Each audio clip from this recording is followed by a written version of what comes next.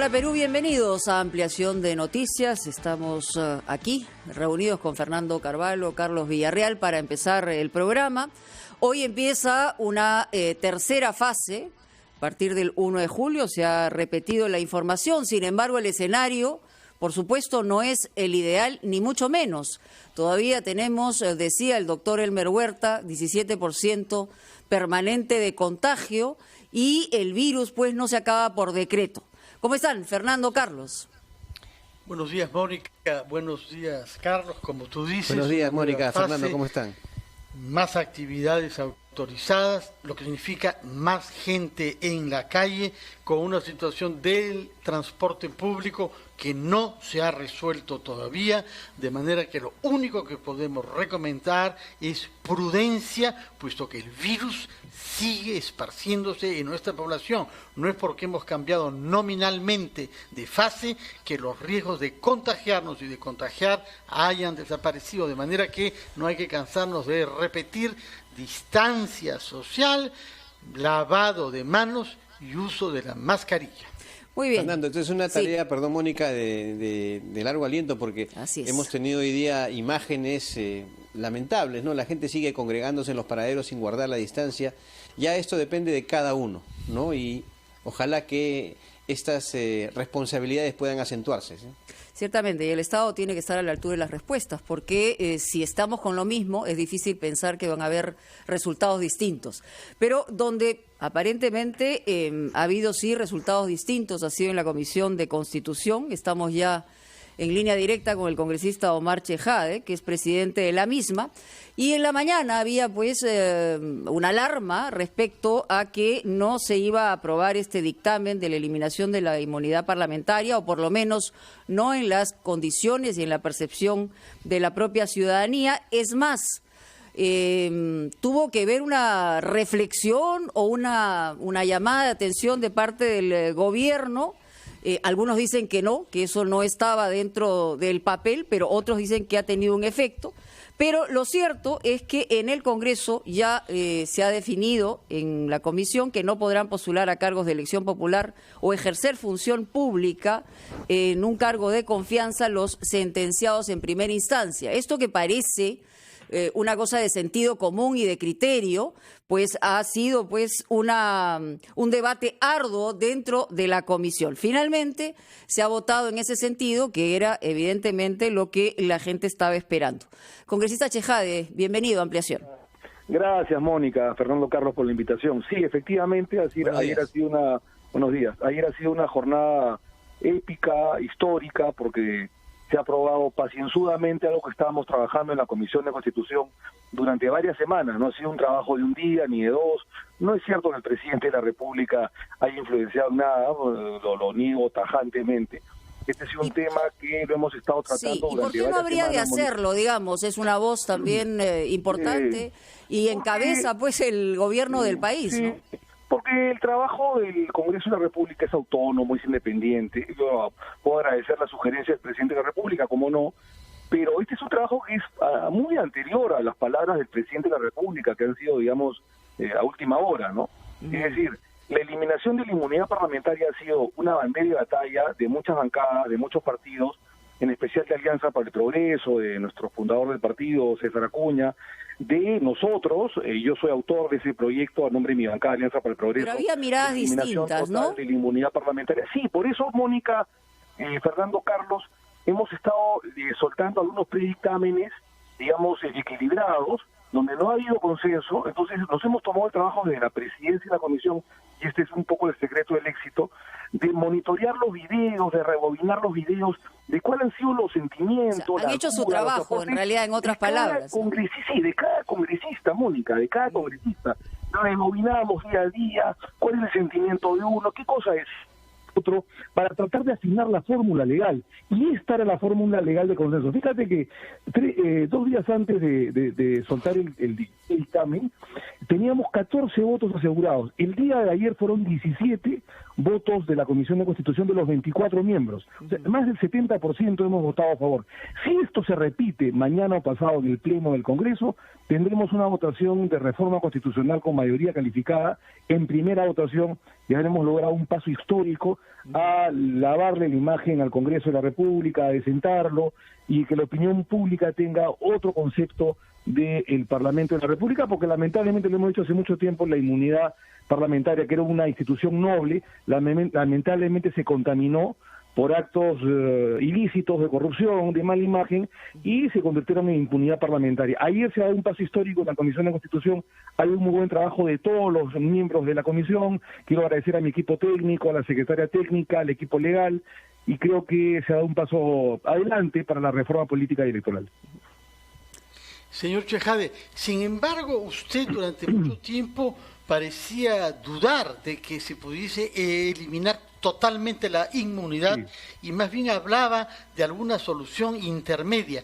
¿Cuándo es que se alineó definitivamente con la posición de eliminar completamente la inmunidad de los congresistas?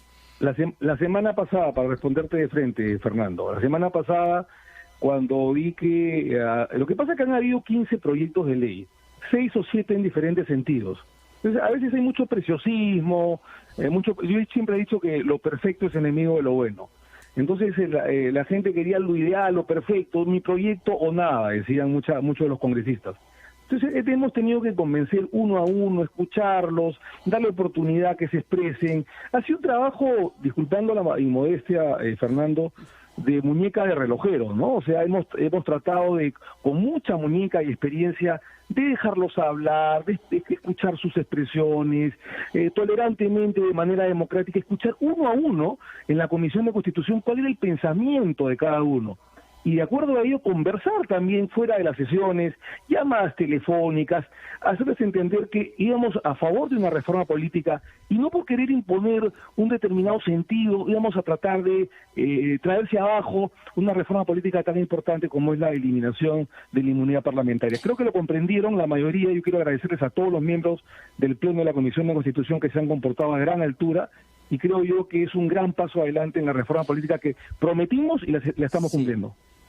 Congresista, buenos días, ¿cómo está? Carlos, buenos días, ¿cómo estás? Encantado. Con respecto a los impedimentos para postular a cargos por elección popular, ¿por qué se permite la postulación de aquellas personas que tienen sentencia con penas menores a 4 años? Ayer se le hacía a usted la referencia del chantaje sexual, del delito de chantaje sexual, que no tiene más de 4 años. Entonces, una persona que haya sido sentenciada en primera instancia por ese delito puede postular.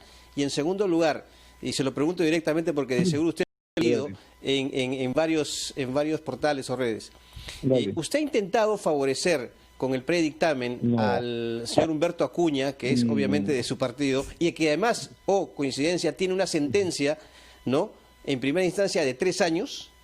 Mira, eso es demasiada suspicacia y yo lo digo tajantemente. Nosotros lo que hemos hecho es recibir los proyectos de ley de todos los señores congresistas de la República, y en base a esos proyectos de ley que se hablaba de 4 años hacia arriba, del portal de transparencia que también hablaba de lo mismo, de los delitos dolosos, y de una serie de organizaciones, las expresiones, pero fundamentalmente los proyectos de cada uno de los congresistas de la República, en todos ellos, o en el caso, la mayoría, se hablaba de 4 años de pena privativa de libertad, que son delitos graves, que son delitos importantes. Y creo que no se puede retrasear ni mezquinar la reforma política. O sea, los delitos en general son graves, claro, o sea, más allá de que tengan 1, 2, 3, 4 o 5 años de sentencia, ¿no? Así es, o sea, el tema de fondo aquí no solamente son los años que podrían generar una sentencia, sino el comportamiento de quien aspira a representar al país. Así es. Sexual es grave. Y prácticamente la mayor parte de los proyectos de ley en la que el presidente se tiene que fijar y moldear respecto a esos proyectos de ley y no inventar absolutamente nada, se habla de 4 años de pena privativa de libertad. Esto puede ser mejorado finalmente en el Pleno del Congreso de la República. Todavía falta la votación en el Pleno, ¿no? Falta el debate previo en el Pleno. Nosotros no nos cerramos a nada. Se puede perfeccionar la fórmula legal, pero creo yo que se ha dado un gran paso adelante en impedir que sentenciados en primera instancia puedan postular, y creo que esa ha sido la conducta de 18 parlamentarios de los 24, de votar a favor de evitar que sentenciados, por temas de corrupción o de terrorismo, de tráfico de drogas o de lo que fuera. ¿No ha intentado proteger a nadie usted? De ninguna manera, Carlos, yo lo niego tajantemente. No se ha intentado proteger a ninguna tipo de persona ni blindar absolutamente a nadie. Tanto es así que ayer ha recibido el respaldo del 80% de la Comisión de Constitución, ¿no?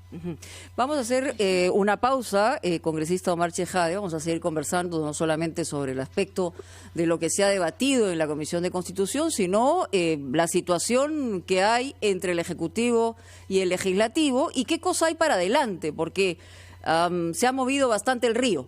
Vamos a una pausa y regresamos.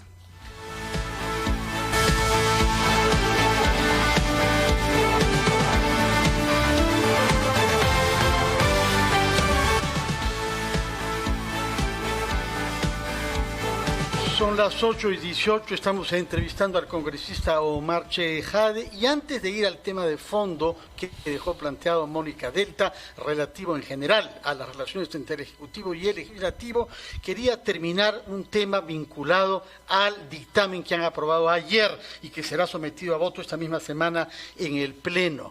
Usted durante mucho tiempo sostuvo que no era prudente que se privara de inmunidad a los congresistas que hacen investigaciones sobre bandas criminales o sobre grupos corruptos, de manera tal que ellos puedan ser intimidados por aquellos que deben ser investigados. ¿Qué garantía tenemos de que una supresión total de la inmunidad no pueda terminar favoreciendo el rol intimidador de estos grupos criminales, narcotraficantes y otros que, como sabemos, desdichadamente existen en nuestro país y actúan a la sombra a veces de funcionarios públicos e inclusive de jueces? Eso pasó, perdón, Fernando, el Congreso pasado con Víctor Andrés García Belaúnde. Así es. Así es. Y el caso Orellana. Sí, mira, esa fue una discusión que tuvimos en el seno de la Comisión Política de Alianza para el Progreso en la campaña. Yo era primigeniamente de esa idea de mantener, digamos, una inmunidad parcial solamente para los casos de la Comisión de Fiscalización. Finalmente yo soy muy respetuoso de la disciplina partidaria, de los votos, y democráticamente por mayoría se decidió que la eliminación sea total. Y lo que hemos decidido es que, para responderte, que la mejor inmunidad parlamentaria de un congresista de la República es su transparencia y su buen comportamiento, tal cual sucede en la Constitución Política de Colombia, ¿no? Donde no existe inmunidad parlamentaria, es uno de los mejores congresos de Latinoamérica, y donde a consecuencia de los casos de Pablo Escobar, que fue representante de la Cámara Baja del Congreso colombiano, se eliminó totalmente la inmunidad parlamentaria en la Constitución Política de ese país el año 91. Entonces creo yo que los políticos tienen una doble responsabilidad para responderte de frente, Fernando, para poder cuidarse, para poder tener una muy buena investigación para casos de delitos flagrantes, como el caso Orellana, por ejemplo, o investigaciones delicadas, pero al mismo tiempo cuidar su vida personal, cuidar su vida profesional, política, para no ser blancos de ataques o de boicots por parte de los investigados, ¿no? Bueno, evidentemente hemos visto ejemplos claros que efectivamente sirvió como protección para quienes investigaban casos importantes y para desbaratar esas mafias, pero por otro lado también el Congreso ha hecho lo suyo, y me refiero al Congreso como institución, para deslegitimarse y evidentemente no tener un contacto o una conexión con el país que estaba necesitando que esté a la altura de las circunstancias. Esperemos que así sea, aunque hay varias cosas que están pendientes dentro del Congreso, porque se han presentado una serie de iniciativas que le pueden generar más de un dolor de cabeza, no al Poder Ejecutivo, al país en el mediano plazo. Y ese es un asunto que ojalá puedan reflexionar. Ahora, entramos a un... Sí. Mónica, esta Comisión de Constitución... Ya, pero no hablo solo de la Comisión de Constitución. No, pero te digo, en 2 meses de la Comisión de Constitución hemos aprobado una serie de reformas políticas y electorales y hemos hecho mucho más que años del Congreso de la República anteriores. Eso quiero dejarlo bien claro. Mire, el autobombo desde el principio ha sido clarísimo, congresista Chejade, y yo estoy de acuerdo con que se sienta orgulloso de su trabajo, pero el Congreso es mucho más de lo que puede hacer un congresista que tiene experiencia como tú, son pocos, ¿no? Y el resto de representantes. Vamos